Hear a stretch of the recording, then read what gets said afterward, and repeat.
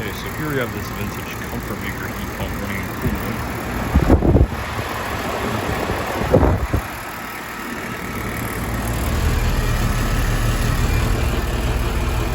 There's a bad issue boards. Looks illegible, unfortunately.